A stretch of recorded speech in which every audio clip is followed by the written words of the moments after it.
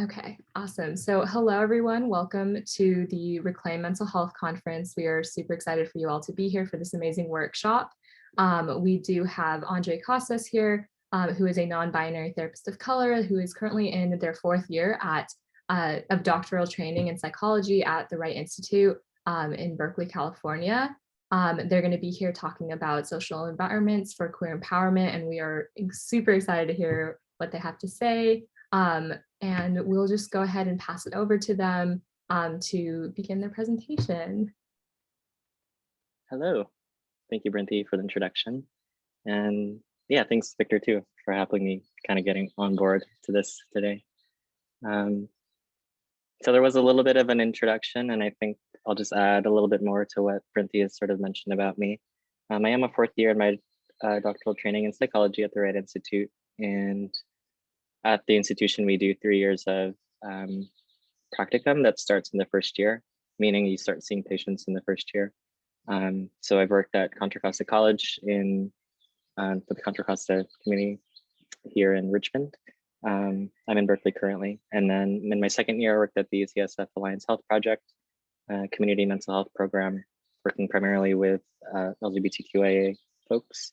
And in my third year, I worked at Mills College, which is a liberal arts school in Oakland, and is actually the first university in the nation in 2014 to admit non-binary people that were assigned male at birth, because it is an all women's school, but they started admitting non-binary folks as well. So there are a few institutions that I've been a part of, and most of them have been sort of geared towards helping queer folks and developing programs there too. In my third year, I helped lead the trans community circle there. It's the support group for trans folks. And I myself identify as genderqueer. So there's that too. So I just wanted to give a little bit of background. Yeah, so I'm gonna share my screen because I have a little presentation here.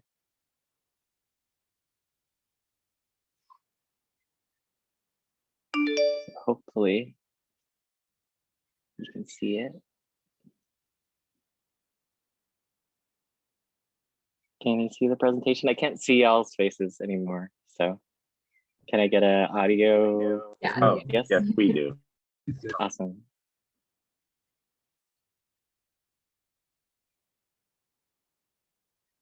Cool. So my presentation, I named it Social Environments for Queer Empowerment, and I used italics or quotations for the word queer because I think about language quite a bit in the context of queer mental health, especially how people sort of identify themselves and how this can lend itself to a sense of self-agency, a sense of self-empowerment when you discover the words that help you identify yourself and understand yourself. And obviously these words aren't, the end all, but I think they do sort of help us situate ourselves within a cultural context and sort of find our own sort of voice. And the word queer has evolved throughout the years. I mean, you think about I have it here in my notes. In the 1800s, actually, it was only really referred to things that were weird and things that were strange. And gradually in the 1950s, that actually became used to describe homosexuals, gay folks.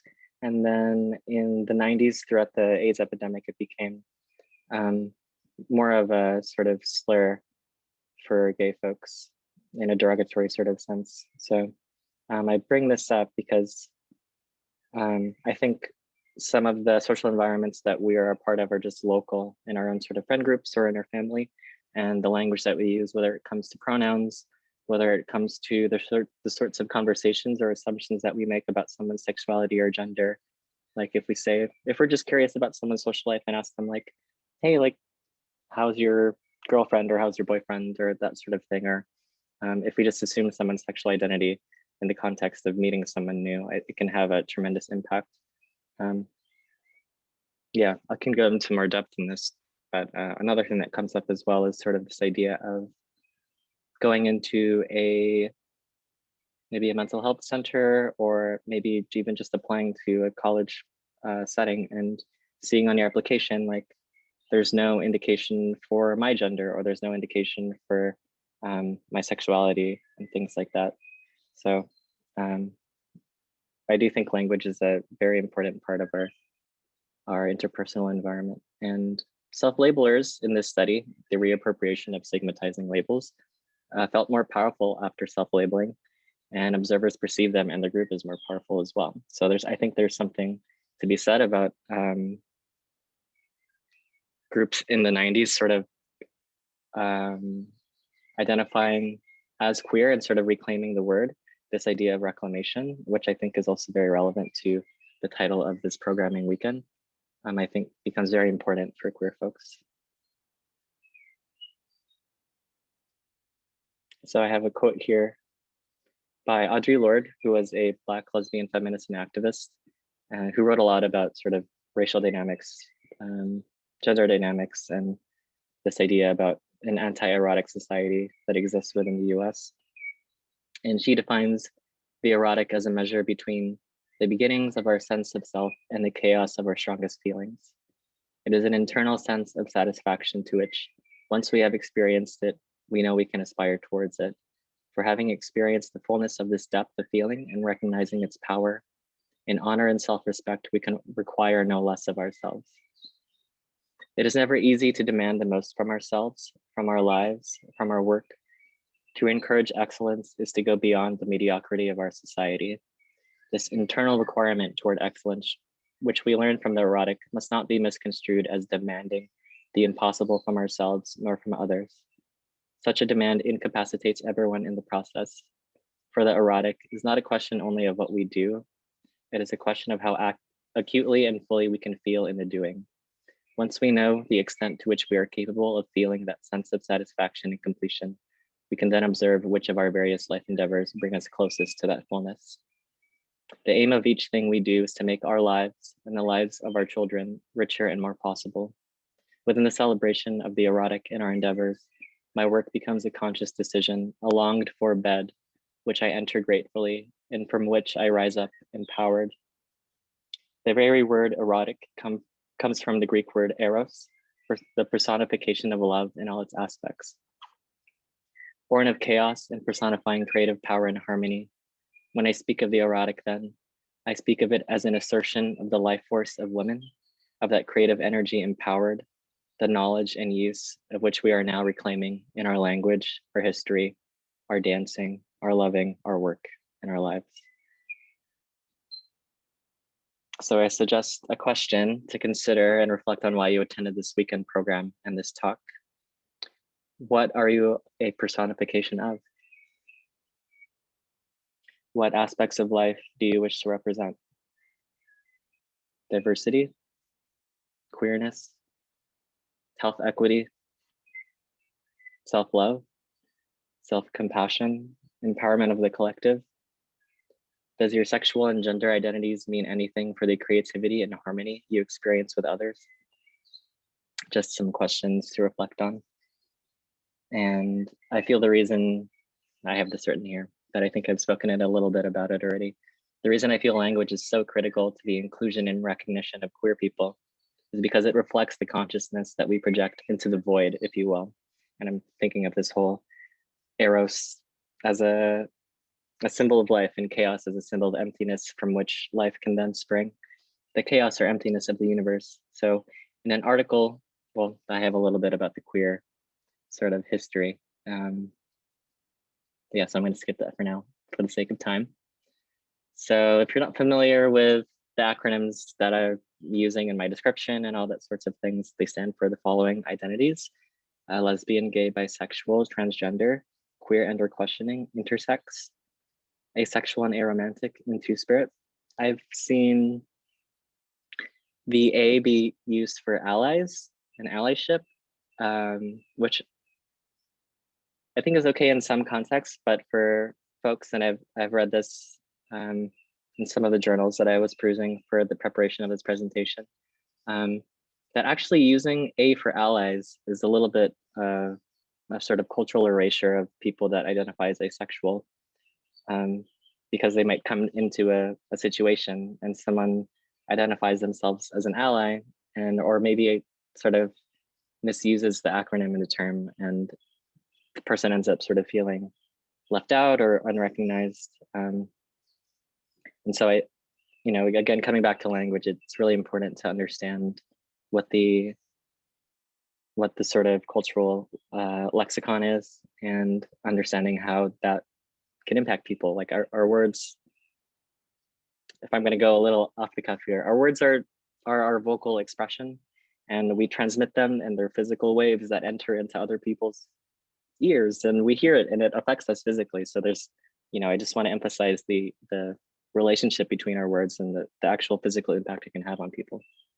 So if you're really, I'm not sure what the levels of understanding are here, so I'm just going to go very briefly through it. And I heard my voice. Is there a question?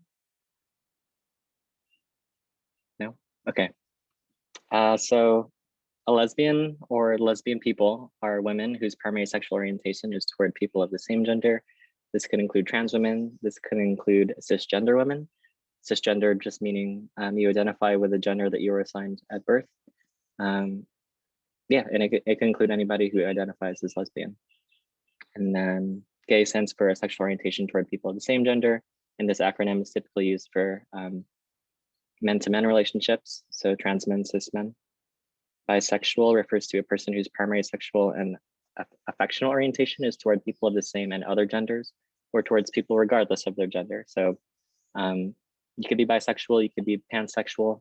Bisexual can have a binary sort of connotation, like masculine and feminine, but it can include anybody who is like masculine of center or feminine of center, or any combination of the two, or any exclusion of the two, because you can also just maybe not have a gender. Trans, I just shorten it to trans usually, but it's used most often as an umbrella term. So some commonly held definitions defined by the APA, or the American Psychological Association, is someone whose gender identity or expression does not fit assigned birth, sex, and gender, or it could mean a gender outside of the man and woman binary, or it could mean having no gender or having multiple genders. Queer, as used in the title of this presentation, can include, but is not limited to, gay, lesbian, bisexual, trans, intersex, and asexual people. So the term has different meanings for different people. It's very generationally dependent. So I think a lot of folks who are born maybe after 2000s, but I'm not sure, tend to use the word more liberally, in the sense of like, it's something that I identify with. Like, I am an example of that. I was born in 1993, and I grew up watching like Queer Eye for the Straight Person, and having all of these different like, I guess, cultural introductions to the word queer, and understanding what the context of it means. Which I can imagine, like, if you grew up in an older generation where the word was used mostly as like something hurtful, like, I don't know if I'd be as willing to identify with it today. So maybe there are some folks in this crowd who feel that it's not something to be empowered by. And that's also valid.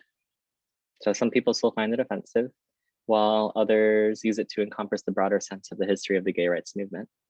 And it can also be used as an umbrella term for LGBT.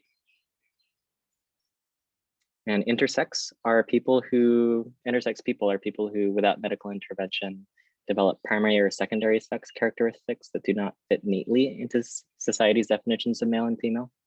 And in fact, and this is something that is mentioned a lot in intersex activism, is this idea that many doctors in the US actually mutilate or modify external genitals to sort of fit within binary constructions of male and female, like what the body should look like, which is problematic because it's in the sense that it may prevent someone from sort of having that choice later in life. But there are arguments that people make, like it'll help them feel more normal in society and things like that. I'm not as rehearsed in this area of research, so I think there's more that I could probably say on it if I did a little more. But for those who maybe find this identity more interesting or more relevant to your life experience, like I highly encourage you to seek out resources to learn more about this population. And then asexuality is generally characterized by not feeling sexual attraction or a desire for partnered sexuality. And aromantic is someone who maybe doesn't experience romance, or they don't find that as a primary like motivator for their relational exchange. And then Two-Spirit is a Native American term for people who blend the masculine and the feminine. It is commonly used to describe individuals who is historically crossed gender. I have some issues with that languaging, but it is often used by contemporary LGBTQ IA Native American people to describe themselves. And a little bit about Two-Spirit that comes up for me as a Filipinx American is this idea of sort of colonialism impacting the idea of masculine and feminine. In traditional sort of Filipino culture, there were no pronouns differentiation between male and female. So it would just be one pronoun. And it was a matriarchal society. And there's this idea that like, if you embodied both masculine and feminine, you were more of a sort of healer or like a shaman within the local community. So there are spiritual sort of connections to this too. And I believe, you know, a lot of the talks we have about fluidity today are actually grounded in traditions that, you know, were around for hundreds of years before we were born. And I have this photo just to sort of take a break. You can enjoy the water in the mountains for a little bit. I imagine you've been staring at screens for the whole day, So a little bit now about, I'm just checking time. Oh, wow. Okay, this is going by very quickly. A little bit about mental health service utilization among LGBTQ folks.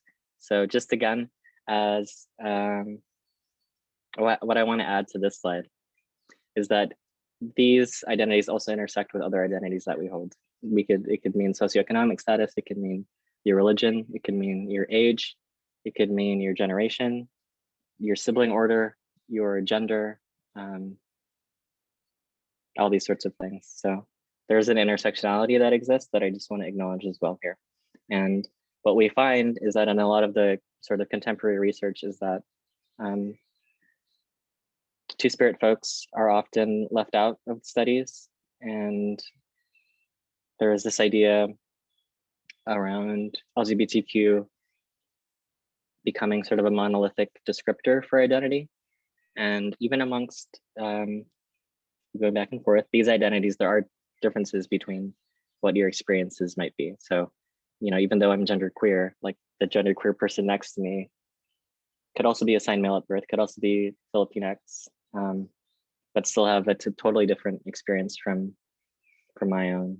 So I just want to emphasize that, you know, just like normal, just like anybody else, there's differences between people. Yeah, as you can see from sort of the slide information, queer folks were more likely than non-queer folks to experience severe psychological distress, academic impairment related to mental health challenges, difficulties with substance use, high overall stress, and higher rates of discrimination, harassment, and negative perceptions of campus climate. This can come through microaggressions that are exhibited between people. This could come from comments that you hear other students make. It could come from looks that you get from people as you sort of walk around. Maybe you're with your same gendered partner. Maybe you're dressed in a way that isn't typically associated with how you sort of present. So there are a lot of different ways that this can sort of manifest. However, queer folks were more likely to use any mental health service than heterosexual peers. So there's this idea, heterosexual and cisgender peers. So this idea that you know, they are looking for the services and they are utilizing them, but there are barriers to using on-campus services that some folks are concerned about, such as lack of confidentiality, embarrassment, fear that someone that they'll meet with won't understand their sexuality or their gender, or their experience will be so different from yours that they won't understand. Knowledge about access, eligibility concerns. This comes up a lot for trans folks who are looking for sort of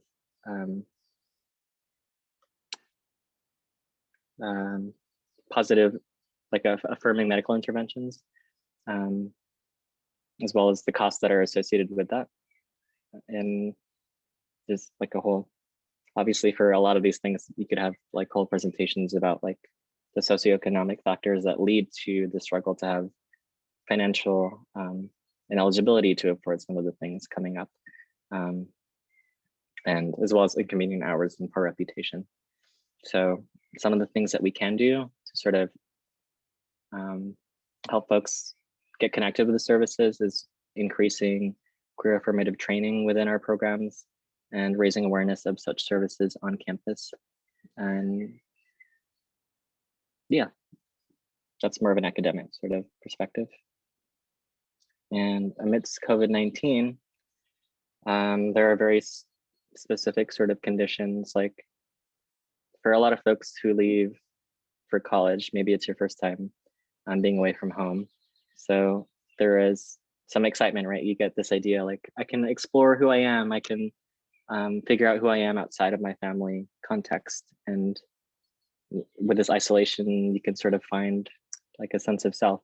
But with, you know, shelter in place and the mandates to sort of take classes from home, we might find ourselves back in familial environments that we're not comfortable with. And so for folks that are working with queer folks right now, or if you are queer and you're at home, it can become really difficult to pursue services because maybe you don't have the privacy or the space to do it. Maybe your family doesn't know that you're gay or that you're genderqueer or that you don't identify as like the gender you were assigned at birth. And so it can become really difficult to find support. And also if you enjoyed like going out to school organizations, or if you go to like clubs and you dance with queer folks and like that's your thing, it's really hard to find that space right now. So just want to normalize like the difficulty that some queer folks might be having amidst COVID-19, and it's being noted. So I have a little mental health checkpoint here. I'm noticing that I have 5 minutes left. I had a whole like case presentation for someone here, but so maybe I'll read a part of it and then we can go on to more of like ways we can help. So this is a description of a case that was provided in a research article that I found. So Ash is a student that they studied. So Ash is a junior in the College of Agriculture and Life Sciences, majoring in agricultural business.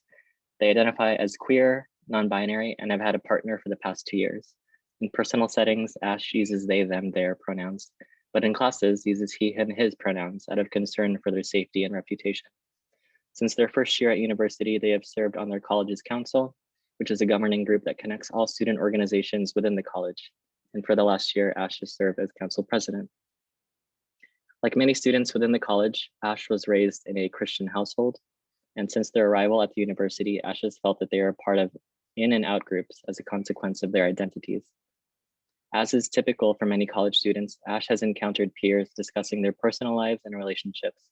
Friends, co-council members, some professors, and faculty mentors regularly discuss their personal lives and ask about Ash's.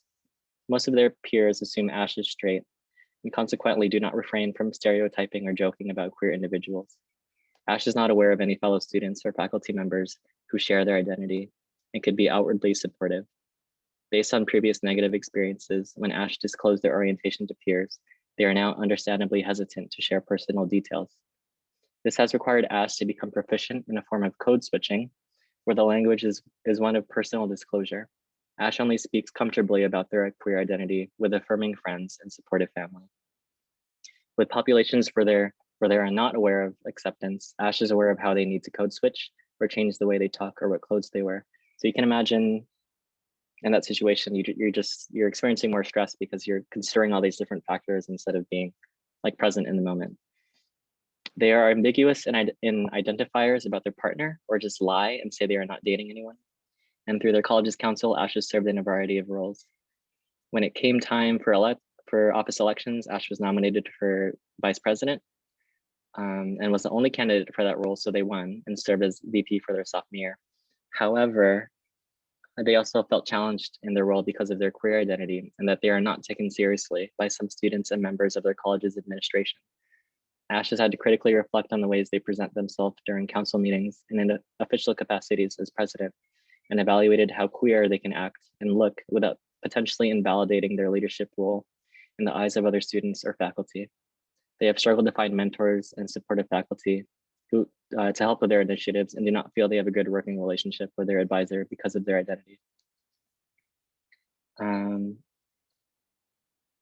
Ash has enjoyed representing and working with other students within the college, but they are not sure if they want to return to the council for their senior year, at least in their capacity as president. This is disheartening for Ash in both their role as council president and their day-to-day life as a student, because they ultimately want to be accepted in the very communities where they dedicate much of their time, focus, and resources. And so Ash's experiences and story mirror many other students. However, there are collective actions that queer students and faculty, staff, and student allies can do to help mitigate and potentially remove harmful voices and actions. But some of these include encouraging visibility. It's easy to assume that everyone is one thing, or everyone is, everyone's like hetero, because there's a lot of social programming that we get around it. So this can lead to unintentional rejecting behavior. And it's important to use language and symbols in your home that make it clear you are open and accepting of different gender or sexual orientations, so you feel safe talking to you. This can include maybe you introduce yourself with your pronouns when you meet someone new. This could include having like a pride sticker somewhere. And I know that this can be like superficial, but for some folks, it can mean a lot. And if you have that symbolism, it's really important to own what that symbolism represents. Like if it represents allyship, then I think, if you're projecting that image, you should also own allyship. We should also each acknowledge that there's more to each of us. Might have skipped be an active learner, but that's always important. That's sort of why you're here, right? Like you're trying to learn more about queer folks and their mental health. But it's important to acknowledge that we're fluid folks, our development is constant, and our identities can change along the way. And that there's more than just male and female. It's also important to help young people explore all aspects of themselves. Encouraging self-exploration, always a good thing. It's important to be an advocate, so help others understand that being queer is not a choice or something a youth can necessarily change about themselves. And it's also important to just understand that the dangers queer people face are real and physical and social, and they have tremendous impact on their mental health and physical safety. Some examples of action: attend queer workshops like this one, keep going to different things to learn more, and keep educating yourself, like never stop learning. Include trans inclusive language in course syllabi, include trans authors, queer authors, include movements in history. Like I think there are different ways that we can incorporate queerness into our course syllabi that maybe are unconsidered currently. I have a little piece about imagery, and it's also important to propose initiatives and program student organizations. And as we sort of wrap up here, because I'm noticing I'm a little over time, which I'm sorry about, just some questions. How much do I understand or misunderstand regarding the queer experiences? What resources do I have to learn more? Am I comfortable utilizing affirming and inclusive language for queer students? What resources do I have to learn and practice more? Do I know how to educate myself and find these resources without relying on the emotional labor of impacted students? How do I balance my learning without expecting impacted students to educate me? And a little bit more. How can I best show up as an ally to queer students in class space? How could I best support my queer students if I'm a faculty member? Are there things that I could do in class? And as a student, are there ways that I can maybe join groups or orgs? Are there friends that I notice that are struggling, that maybe I know about their identity? Yeah. So that is the presentation. If you have any questions, I'm going to exit this now so I can see everyone's faces again.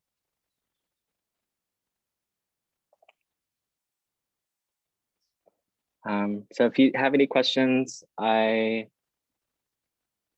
putting in my email in the chat, and I want to give Victor and Brinty permission to share my email with everyone here in the chat as well. If you have any questions about finding resources or anything that I've presented today, I'd be happy to provide more information. So I wish I had time for questions. I don't know if we do, but yeah, that's the end. Thank you for coming. Yeah, we can keep this session open for like a few minutes if there's any questions that anyone wants to drop in the chat, or just unmute yourself and ask. But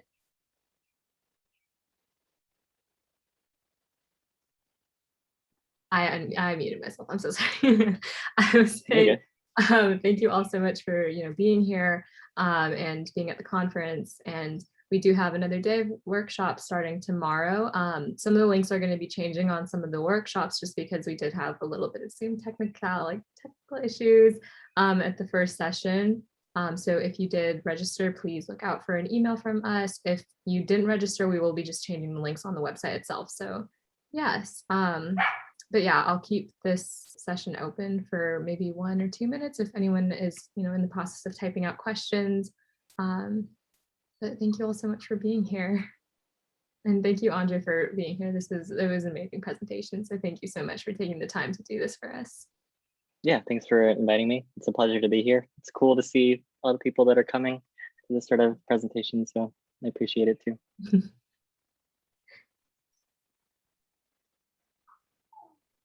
Oh, thank you, Eric. Thank you, LG. Thank you. What is that? I don't know how to read Greek letters. Alpha something, Omega? Leilani, thank you, Leilani.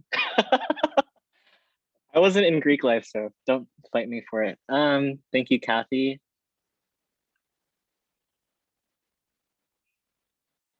Thanks, Jaiselyn. I feel like I'm in a Twitch chat. Oh man. Yeah, I'm a millennial. I know those things. Cool. I hope everyone's day has been good and that the other presentations have been informative as well. This is a really cool weekend that you're hosting. I had a question actually. I don't know how I was invited to this. I just sort of got an email from Brinty and Ritu. You can answer that privately if you want. No, I'll just answer here. I think we saw you speaking for a different conference, I believe, because I believe Ritu is the one that came across your name, and she'd seen you speaking for a different conference and thought that it would be a really amazing presentation to host here. So that was kind of, I believe it was like a grad student panel or something, to be honest. Oh, yeah. Okay. Mm-hmm. Cool. Yeah, and that was how we found you. Yeah, I was really happy to get that email. It was, yeah. Yes. We were really happy when we heard back from you because you were definitely one of the fastest responders too. We were like, oh, okay. Surprising. I just think I'm pretty slow at that usually. So I don't see any questions. It looks like everyone's super informed. I think so. So I think we will go ahead and stop the recording and just, again, thank you all so much for being here. It was amazing to have you all here, especially you, Andre. And hopefully we'll see some of y'all or all of y'all tomorrow at the rest of the conference. And yeah, so we will go ahead and log off, but thank you all so much for being here. Okay, bye-bye everyone.